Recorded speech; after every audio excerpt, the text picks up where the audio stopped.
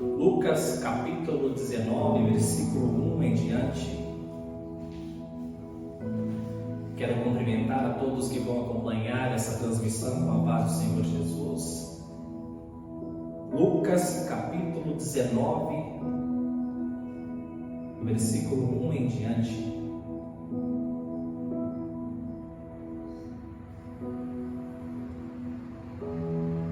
Diz assim: E tendo Jesus entrado em Jericó, ia passando, e eis que havia ali um homem chamado Zaqueu, e era esse o chefe dos publicanos e era rico, e procurava ver quem era Jesus e não podia, por causa da multidão, pois era de pequena estatura. E correndo adiante, subiu a uma figueira brava para o ver, porque havia de passar por ali. E quando Jesus chegou àquele lugar, olhando para cima, viu-o e disse-lhe: Zaqueu, desce depressa, porque hoje me convém pousar em tua casa. E apressando-se, desceu e recebeu-o com júbilo. E vendo todos isso, murmuravam, dizendo que entrara para ser hóspede de um homem pecador. Levantando-se Zaqueu, disse ao Senhor: Senhor, eis que eu dou aos pobres metade dos meus bens, e se em alguma coisa tenho defraudado alguém, o restituo quadruplicado. E disse-lhe Jesus: Hoje veio a salvação a esta casa, pois também esse é filho de Abraão, porque o Filho do Homem veio buscar e salvar o que se havia perdido. Amém? O Senhor Deus fala conosco segundo a tua graça e a tua misericórdia. Amém. Quantos podem exaltar o nome do Senhor?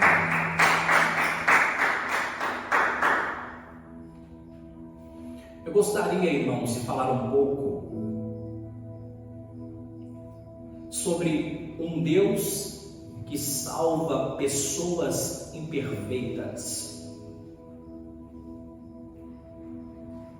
E eu quero me ater ao versículo 10 do capítulo 19 de Lucas, onde Jesus disse: Porque o Filho do Homem veio buscar e salvar o que se havia perdido. O propósito de Cristo era buscar e salvar o que se havia perdido. Aleluia! Para a religião, o homem deve estar pronto para Deus, mas o cristianismo alcança o homem e o prepara para Deus. Aleluia. Alguém escreveu que religião é o homem em busca de Deus, e o cristianismo é Deus buscando o homem e o atraindo para si. A religião manifesta um Deus com condições e requisitos, mas o cristianismo favorece aquele que não merece. Cristianismo é Deus enviando o seu Filho para salvar aqueles que não mereciam. Não se trata daquilo que fizemos ou fazemos, se trata daquilo que Ele fez por nós na cruz do Calvário.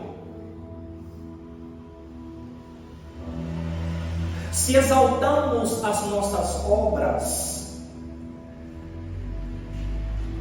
toda a obra de Cristo na cruz, todo o seu sacrifício, toda a sua labuta, é anulada, é ofuscada.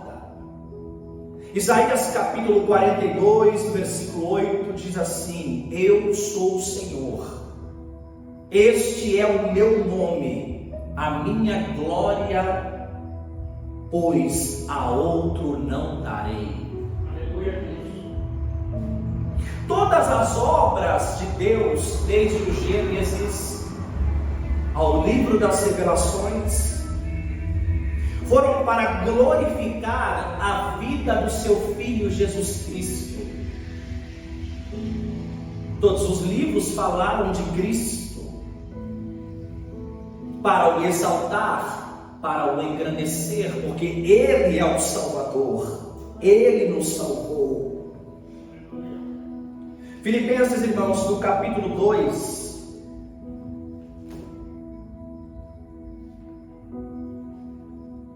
no versículo 5 diz assim, irmãos: de sorte que haja em vós o mesmo sentimento que houve em Cristo Jesus, que sendo em forma de Deus, não teve por usurpação ser igual a Deus, mas aniquilou-se a si mesmo, tomando a forma de servo, fazendo-se semelhante aos homens. E achado na forma de homem, humilhou-se a si mesmo, sendo obediente até a morte, e morte de cruz. E diz o texto: pelo que também Deus o exaltou soberanamente, Ele deu um nome que é sobre todo o nome, para que ao nome de Jesus se dobre todo o joelho dos que estão nos céus, dos que estão na terra e debaixo da terra, e toda língua confesse que Jesus Cristo é o Senhor. O propósito de Deus era glorificar o seu Filho acima de todos. Não há ninguém maior do que Jesus. Aleluia. Não há ninguém maior do que Cristo. Quando a Bíblia diz Deus o exaltou soberanamente, ali é ruperutso no original. A palavra sugere uma exaltação, uma posição mais alta. Deus elevou o seu Filho acima de todos, irmãos. Aquele que derramou o seu sangue por você foi recompensado, e ele foi exaltado acima de todos. Uma elevação acima de todos os homens, acima de todos os seres. A obediência de Jesus até a morte foi seguida de uma posição super exaltada de honra e glória. Por isso que ao terceiro dia Jesus se manifesta e ressuscita e diz aos discípulos: é-me dado todo o poder no céu e na terra. O contexto de morte de Jesus contrasta a sua humilhação, o sofrimento que Jesus passou, a afronta, a zombaria, o escárnio. Contrasta a sua humilhação com as honras as quais ele recebeu. Ele foi esbofeteado, mas ele está acima de todos. Ele sangrou por uma coroa de espinhos, mas ele está acima de todos. Ele enfrentou a sua via dolorosa, não pôde carregar a sua cruz pela sua dor e agonia, mas ele está acima de todos. E toda língua terá que confessar que ele é o Rei dos Reis e Senhor dos Senhores. Deus o exaltou soberanamente. Cristo foi exaltado, e a consequência, e foi consequência do seu trabalho e obra de salvação. O que é a redenção, irmãos, em Cristo? É a salvação dos homens, segundo a sua graça. A Bíblia diz: quem crê será salvo, quem não crê será condenado. Você que está acompanhando essa transmissão, aceite a Cristo como Salvador da sua alma e receba esta salvação. Aleluia! Porque o Filho do Homem veio buscar e salvar aquilo que está perdido. Deus oferece o seu Filho para reparar os nossos erros, as nossas transgressões, e toda a glória, todos os méritos da minha e da sua salvação estão em Cristo, aquele que deu o seu sangue, aquele que deu a sua vida. E nós somos o fruto do seu trabalho, nós somos o fruto da sua obra. Cristo abriu para nós a porta do céu. Cristo abriu para aqueles que creem a porta do céu. Aleluia! A Bíblia diz que a palavra da cruz é loucura para os que perecem, mas para nós que somos salvos é o poder de Deus. Aleluia!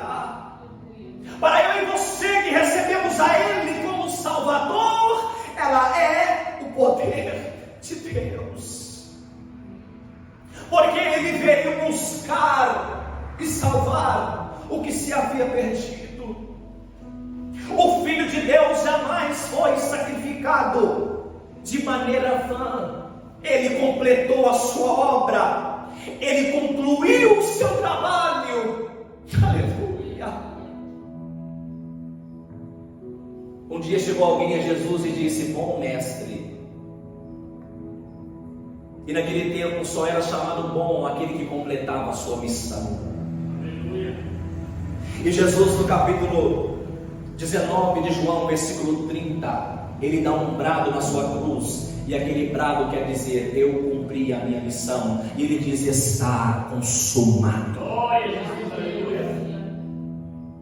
Jesus diz no original: tetelestai, está consumado. A tradução ali indica que a obra de redenção ali foi concluída de uma vez por todas, e as suas consequências e o seu peso são para a eternidade.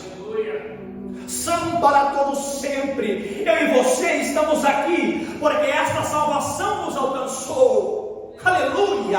Você que está acompanhando, esta salvação pode lhe alcançar, pode alcançar a sua casa.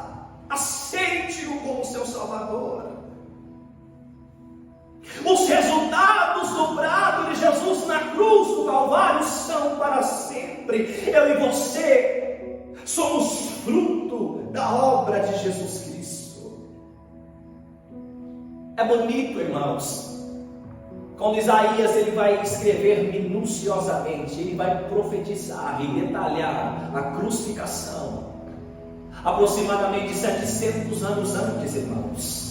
Isaías capítulo 53, versículo 11, ele diz: e ele verá o fruto, o trabalho da sua alma. Aleluia. Ele verá o fruto do seu penoso trabalho. E diz a Bíblia que quando Jesus ver o resultado, ele vai ficar satisfeito. Aleluia.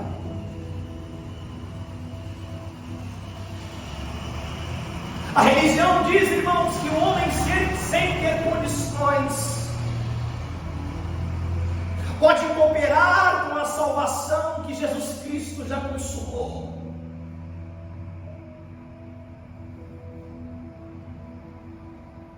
O homem tentando receber glória no trabalho qual foi realizado por Jesus Cristo.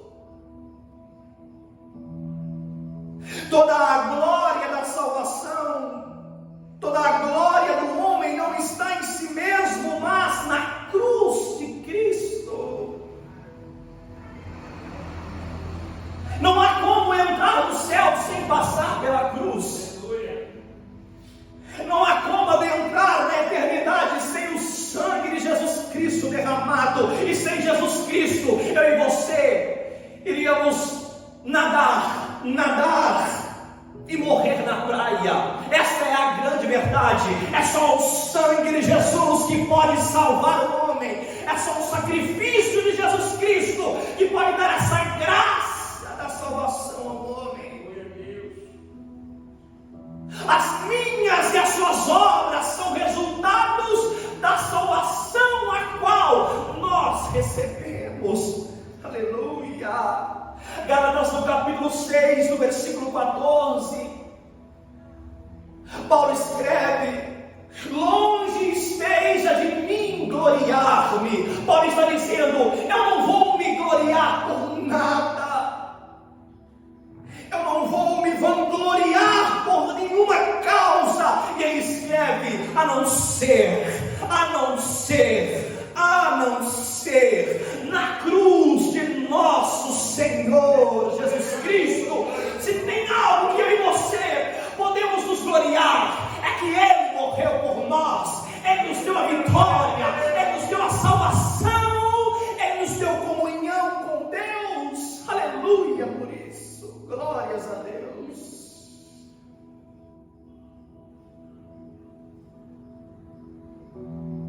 Todas as boas obras, todas as nossas boas obras são resultados da graça a qual recebemos em Jesus Cristo. 1 Coríntios capítulo 15, versículo 10, Paulo diz: mas pela graça de Deus sou o que sou, e a sua graça para comigo não foi vã. Ei, a graça de Deus não é vã, ela vai produzir algo em você.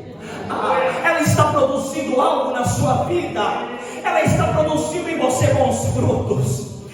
Deus me salvou para produzir bons frutos. Aleluia. Paulo diz: a graça do nosso Senhor para comigo não foi vã. Aleluia. E eu sou o que sou. Paulo diz: eu fiz o que fiz, eu faço o que eu faço segundo a graça dele. Aleluia. Toda a graça nos dada por Deus em Jesus Cristo jamais é em vão. Se nós estamos recebendo graça, ela vai produzir em nós frutos, irmãos. Se você receber essa graça, você que está acompanhando, essa graça vai produzir frutos em você. Esse é o poder do Evangelho. Algo vai passar dentro de você, algo vai acontecer, mudanças vão acontecer, são frutos de Deus na sua vida.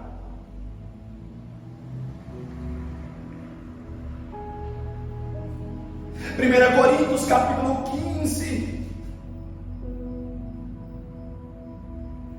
Paulo também disse: trabalhei muito mais do que todos os outros apóstolos.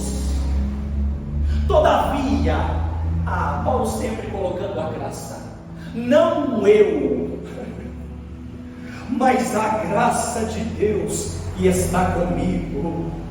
Paulo diz: se não fosse a graça, eu não faria.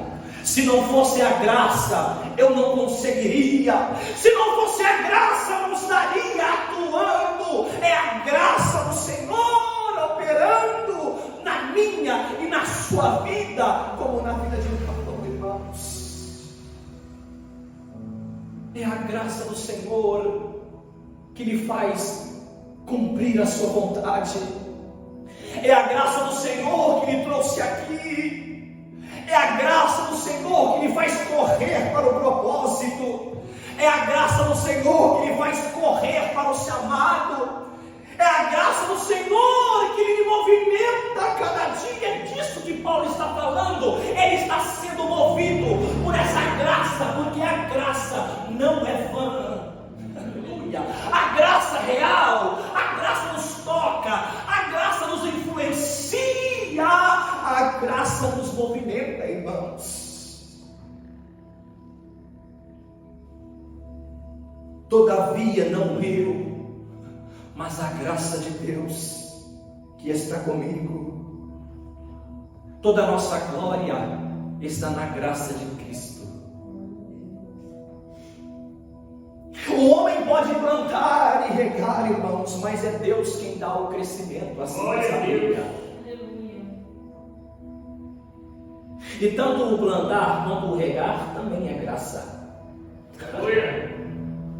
1 Coríntios capítulo 3, versículos 6 e 7, Paulo diz: eu plantei, Apolo regou, mas ele ressalta, mas Deus deu o crescimento. Aleluia! Paulo está dizendo: eu posso plantar, alguém pode vir regar, mas é necessário Ele dar o crescimento. Ele dá o crescimento. Ele diz: pelo que nem o que planta, nem o que rega é alguma coisa. Paulo diz: não está em mim, não está em nós, mas Deus que dá o crescimento. Ele está dizendo: vem dele, vem do alto, vem da graça. É Ele que está fazendo, é Ele que produz todas as coisas. Jesus um dia olha para os discípulos e disse: sem mim nada podereis fazer. Irmãos, todas as coisas começaram pela glória de Deus e pela graça de Deus, e vão terminar com Jesus Cristo sendo glorificado, e vão terminar segundo a graça de Deus. Aquilo que começa segundo a graça vai terminar segundo a graça, irmãos. Porque começou e vai terminar segundo o favor de Cristo. Apocalipse capítulo 22, versículo 13, irmãos. João está tendo uma visão extraordinária. E Jesus disse para aquele homem: irmãos, eu sou o Alfa e o Ômega, o primeiro e o último, o princípio e o fim. Aleluia. Cristo é aquele que começa algo em mim, em você. Ele é aquele que participa, que atua no meio, nos processos, e é aquele que termina a obra, irmãos. Aleluia. Jesus não vai te abandonar no processo. Se Ele começou algo em você, Ele não vai lhe deixar pelo caminho. Jesus vai terminar a sua obra. Ele vai terminar a sua obra. Cristo começou um dia uma obra em mim e em você. Aleluia.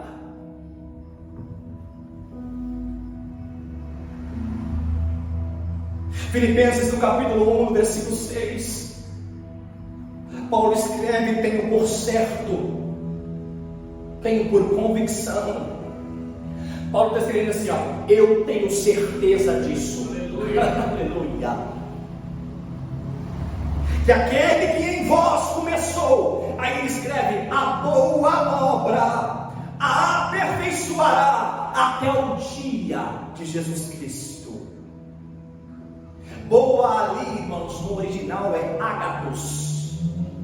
Significa bom em sentido físico, moral e que produz benefícios. Glória a Jesus.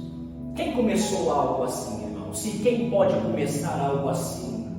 Que pode produzir efeitos físicos e morais? Só a graça de Jesus Cristo. Aleluia. Agathos, a palavra é usada a respeito de pessoas, coisas, atos, condições, e assim por diante. Paulo estava dizendo: vocês estão aqui porque Ele começou uma boa obra. Paulo estava dizendo: essa boa obra vai lhes afetar fisicamente, moralmente, ela vai afetar o seu estilo de vida. A graça de Jesus é poderosa, irmãos. A aperfeiçoará até o dia de Jesus Cristo. Paulo tinha uma confiança, irmãos, de que os filipenses manteriam a sua atividade frutífera até Cristo voltar. Como Paulo tinha essa confiança, irmãos? Aonde Paulo se apoiava ao dizer: aquele que começou em vocês a boa obra a aperfeiçoará até o dia de Jesus Cristo? Paulo não se baseava ou não baseava a sua crença na fidelidade dos filipenses, irmãos. Quando ele diz, aperfeiçoará até o dia de Jesus Cristo aquele que começou a boa obra, Paulo está baseando a sua crença no propósito e na fidelidade de Deus até a volta de Cristo.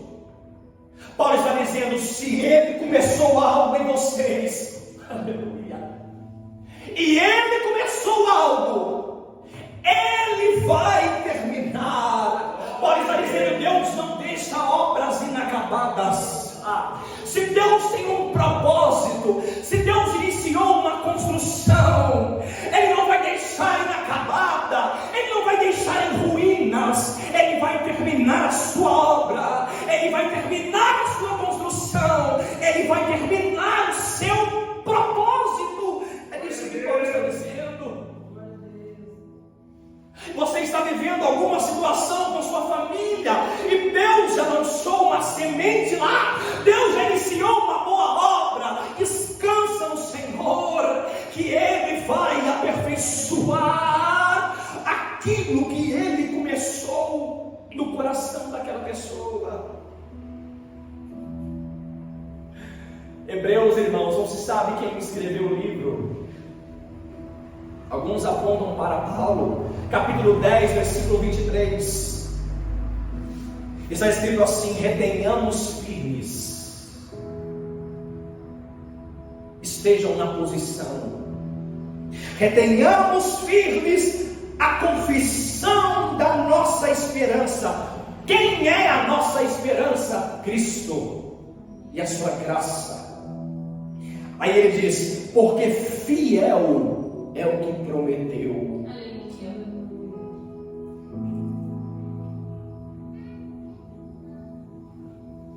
A confiança, irmãos, ou a confissão da nossa esperança na salvação de Cristo nunca vai oscilar se ela estiver fundamentada na graça dele.